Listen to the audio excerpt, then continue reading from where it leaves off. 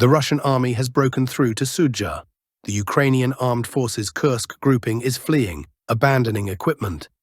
Hello, dear friends. You are on the Operational Reports channel.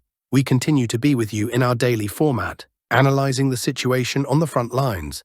Let's discuss the situation in Ukraine. Zelensky is ready for negotiations. He stated that we, Ukrainians, have suffered enormous losses and are now closer than ever to peace after 3 years of war. He is ready to begin peace talks, but continues to talk about some kind of peacekeepers and the involvement of the United States in this situation. Let me remind you once again that Russia will never accept the presence of any Western soldiers on Ukrainian territory. Additionally, we are starting to receive the first details regarding, let's say, an audit that has been conducted over the past few days concerning the funds Ukraine received during the special military operation.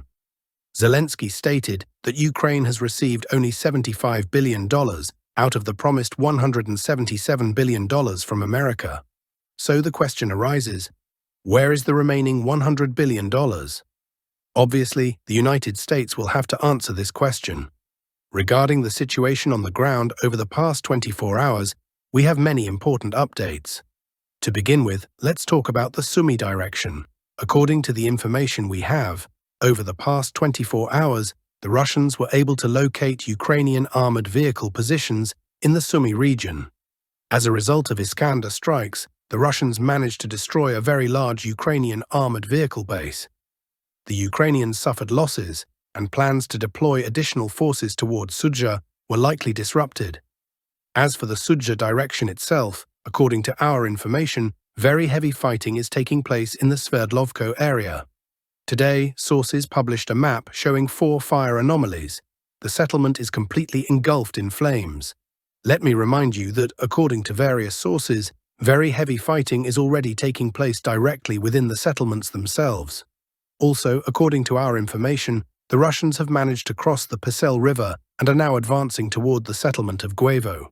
Very heavy fighting is also taking place there, with clashes occurring on the Ukrainian side of the river. So let's wait and see what happens next. But if the Ukrainians lose control of Guevo, the Russians will have no obstacles to further advance toward the H07 road. Another reminder, according to the geolocations we have, the Russians have already established almost full control over this main artery. Now let's move on and discuss the situation in the north, in the Kupiansk direction, where, according to our information, the Russians have improved their positions and taken full control of several areas. This data was provided to us by neutral cartographers. I am telling the truth, after a very short operational pause, the dynamics in this area have significantly intensified on the Russian side.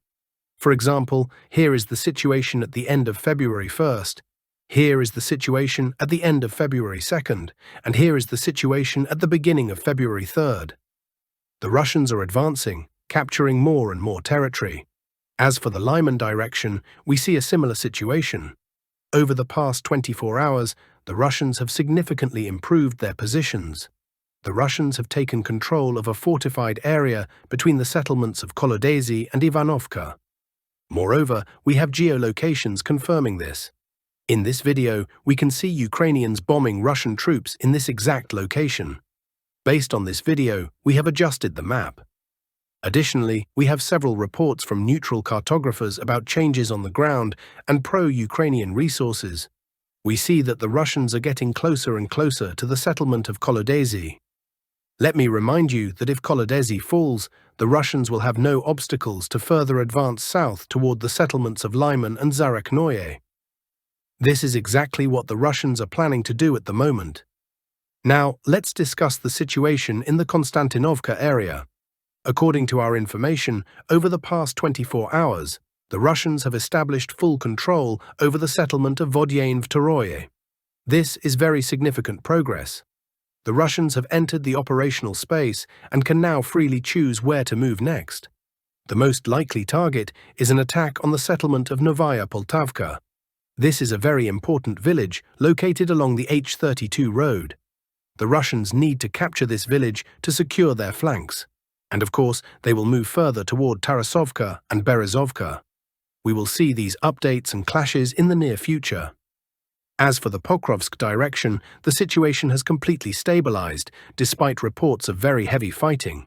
We have not received any reports of additional changes on the ground from the Russian side over the past week. The Russians have shifted their attention to the Dnipro direction, where they continue to advance. Today, we received another geolocation confirming Russian presence in the southern part of Nadezhdenko. In this video, we can see Ukrainians arriving in this area to evacuate soldiers, and the Ukrainians began this process, but then the Russians attacked this armored combat vehicle with an anti-tank missile at very close range, forcing the Ukrainians to retreat as quickly as possible. According to available information, over the past 24 hours, the Russians have improved their positions in the area of the village of Serebryanka. This information has been confirmed by both pro-Ukrainian and neutral sources, as well as pro-Russian resources. According to available information, the village of Serebryanka has most likely been completely captured by the Russians, and the first clashes have now begun in the Zaporizhzhia area. The Russians continue their offensive, and as we can see, the further west they advance, the faster another village comes under their control. Now let's discuss the situation in the Andriivka fortified area. According to our information, the Russians have improved their positions in the settlement of Dakhna, and currently, according to both pro-Ukrainian and neutral sources, the Russians control about 60% of the settlement. The Ukrainians control only the western part, and most likely, in the coming days, between February 3rd and 4th, the Ukrainians will be forced to retreat from this area to the fortified area located along the N15 road. As for the area near the settlement of Velika Novosilovka, we have not received any special news over the past 24 hours. As you can see, the situation for the Ukrainians is getting worse and worse. Moreover, we see increasing resistance from Ukrainian civilians. According to our information, a very powerful explosion occurred near a recruitment center. Sources report that Ukrainian authorities are in a panic because we are now facing a large number of similar cases, and most likely civilians will increase their activity in this direction, attacking recruitment centers across Ukraine to sabotage and disrupt Ukraine's plans to mobilize additional forces. And we know that without mobilization, Ukraine will likely surrender even faster than in a month or two, as Putin believes. And the most important news comes from North America, where the 72nd U.S. Secretary of State, Marco Antonio Rubio, visited Panama. Let's discuss this video in detail. We have many very interesting updates. According to available information, the President of Panama, José Raúl Mulino, after meeting with U.S. Secretary of State Marco Rubio, stated that Panama will cease participation in the Chinese Belt and Road Initiative. According to Axios, Rubio issued an ultimatum to the president during the meeting, saying that the U.S. will take necessary measures to protect its rights under the Torrijos-Carter Treaty if Panama does not take immediate steps to eliminate Chinese influence in the Panama Canal Zone. According to Mulino, further Chinese presence in Panama will also be discussed, particularly the control of Chinese companies over port infrastructure, and special attention will be paid to their audits. This is very important information. Most importantly, this is a very interesting and significant update for China, because I believe that no one in the world, neither Western countries, nor European, nor Eastern ones, was prepared for the United States to intensify its actions in the northern part of North America, and that the United States would be able to resolve this issue so quickly. Obviously, the Chinese company and China itself were not prepared for this situation. Another important update comes from Cuba. According to our information, U.S. Marines have arrived in Guantanamo to support the deployment of illegal allies. This is also very important information. We see that Trump is trying to fulfill everything he promised as quickly as possible and then begin working on other global issues. Another important update comes from Canada. According to our information, Canadian Prime Minister Justin Trudeau stated that Canada will respond to the 25% tariffs imposed by Trump on Canadian goods by imposing 25% tariffs on $155 billion worth of American goods entering Canada. We have received the same reports from Mexico, but for Mexico, at the time of recording this video, we do not yet have exact figures. They plan to impose tariffs on American goods, but at the moment, we do not know exactly what they intend to do.